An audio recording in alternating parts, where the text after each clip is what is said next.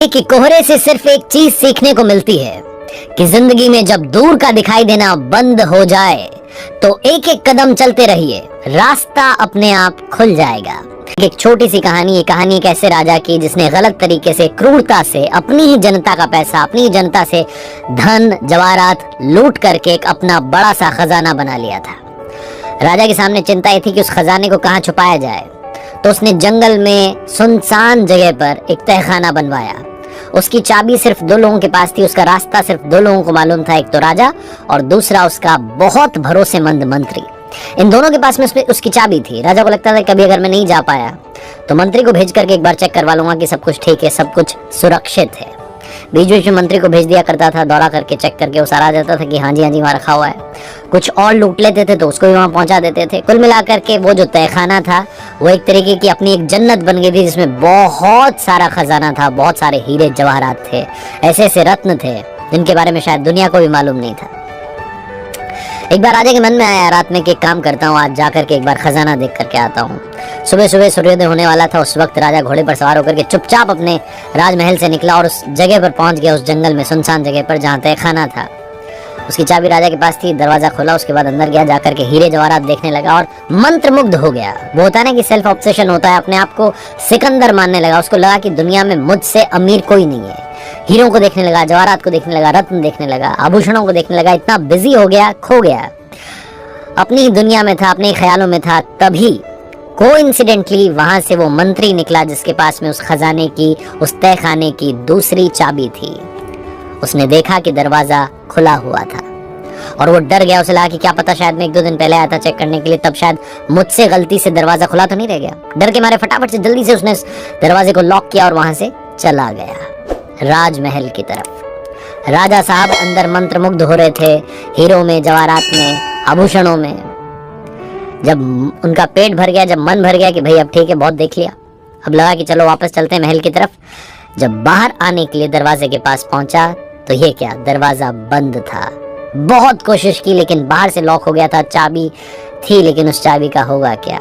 अंदर से दरवाजा पीटता रहा, आवाज देता रहा कि काश कोई सुन ले, मेरे लिए दरवाजा खोल दे। घंटों बीत गए, भूख लग रही थी, प्यास लग रही थी, क्या करता राजा, बस चिल्लाता जा रहा था। दरवाजे के पास बहुत देर तक बैठा रहा, वापस आया अपने हीरे जवाहरात के पास और उनसे कहने लगा कि नायाब हीरे, क्या मुझे एक घूंट पानी पिला दोगे। उन रत्नों को हाथ में लेकर कहने लगा कि मेरी मदद कर दो, मुझे भूख लगी है, दरवाजा खोल दो।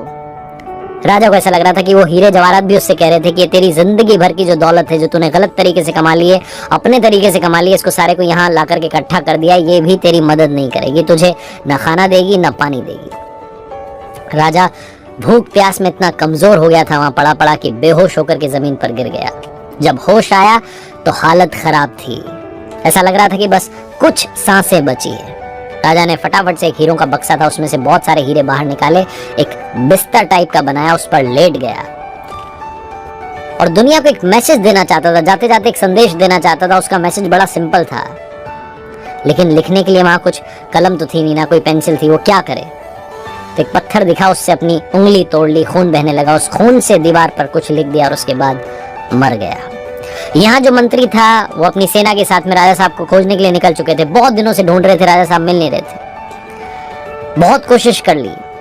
मंत्री के मन में दूसरा ख्याल है कि काम करते हैं, राजा तो पता नहीं कब मिलेगा, हो सकता है कि कहीं किसी वजह से मौत हो गई हो, किसी ने शिकार कर लिया हो, जंगल में कहीं गया हो। बहुत उल्टे सीधे ख्याल आए। फिर मंत्री के मन में यही ख्याल आया कि काम करते हैं, खजाना जिसके बारे में मुझे पता है उसे जाकर के देख आता हूँ, उसमें से कुछ अपने लिए लेकर के निकल लेता हूँ। राजा का तो अता पता नहीं है। मंत्री के पास तो दूसरी चाबी थी, मंत्री ने ही उस दरवाजे को लॉक किया था। आया चुपचाप से, छिपते छिपाते दरवाजा खोला और जब अंदर गया तो सुन्न रह गया। एक लाश पड़ी हुई थी, हीरों की जो बिस्तर बनी थी उस पर एक लाश पड़ी थी और वो लाश राजा की थी।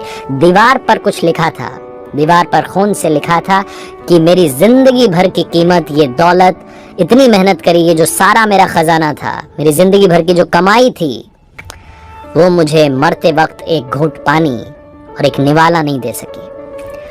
छोटी सी कहानी है लेकिन बहुत बड़ी बात सिखाती है। सबको मालूम है बचपन से कि हम अपने साथ कुछ नहीं लेकर के जाने वाले, ना कुछ लेकर के आए थे ना कुछ लेकर के जाएंगे, सिर्फ अच्छे काम लेकर के जाएंगे, अच्छी दुआएं जो हमारे साथ रहेंगी, जो हमारा जो मेन पर्पस है इस लाइफ में आने का वही हमारे साथ में जाएगा। अगर कहीं से कुछ दुआ मिली तो हमारे काम आएगी और कुछ काम नहीं आने वाला। लेकिन फिर भी हम सिर्फ और सिर्फ इन्हीं चीजों के पीछे भाग रहे हैं, इतने मटेरियलिस्टिक हो गए हैं कि जो मेन पर्पस है उसे भूल चुके हैं।